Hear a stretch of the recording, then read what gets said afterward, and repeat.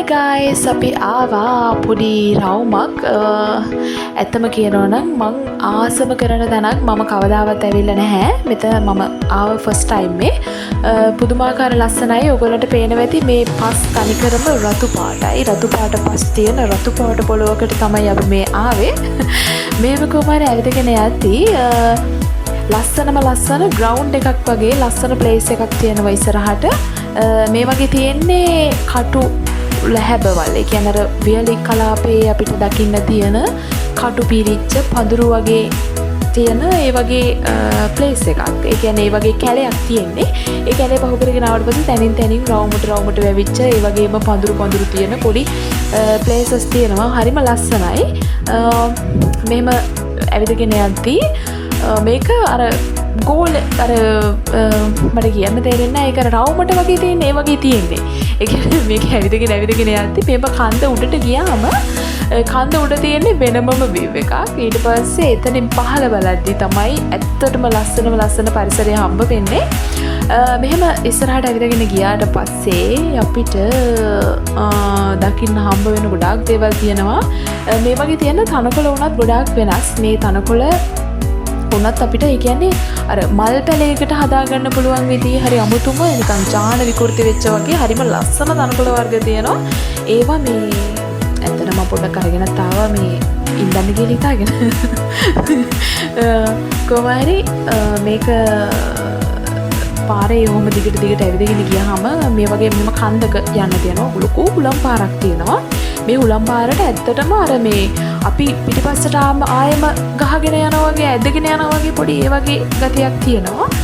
හරිම ලස්සනයි. කොහොම හරි මෙම උඩට ඇවිල්ලා මෙතනින් එහා පැත්තට පතොක් තියෙන යායක් තියෙනවා. පතොක් තැනින් තැන පොඩි පතොක් ගස්සීම තියෙනවා. ඒ වගේම තමයි සමහර තැන්වල ලොකු පතොක් පඳුරු තියෙන තැනුත් තියෙනවා. හරි පරිස්සමෙන් ඒ වගේ තැන්වලින් යන්න ඕනේ. කට්ටිය කියනවා මේ පරිසරයේ මේ පස් රතු පාට වෙලා තියෙන හේතුව උල්කාපාතයක් වැටිලා ඒ උල්කාපාතයේ තිබිච්ච කිරණක් හේතුවෙන්. ඒකේ අර විකිරණශීලීත්වය බලපෑම නිසා මේ පස් තනිකරම රතු පාට වෙලයි කියලාත් කියනවා. ඔන්න දැන් තමයි ලස්සනම ප්ලේස් එකට ආවේ. ඒ කන්ද පාස් කරගෙන ආවට පස්සේ තියෙන්නේ හරිම ලස්සන බීච් එකක්. ඒ බීච් එක ඇත්තටම මේ අර කන්දෙන් වට කරගෙන වහගෙන ඉන්නේ. ඒ බීච් එක බලන්න නම් හරියටම ඒ උත්සංගොට ඒ එන පාර දිගේ ඒ විදිහටම එන්න ඕනේ. මේ ඔයාලට පේනවනේ මේ රතු පාට පස් තියෙන ප්ලේස් එකක්. ඊට පස්සේ ඔහම ඇවිදගෙන එනකොට බීච් එක තියෙනවා. ඒ බීච් එකට යන්න නම් අපි පොඩ්ඩක් එහාට ගිහිල්ලා බැහැගෙන යන්න ඕනේ.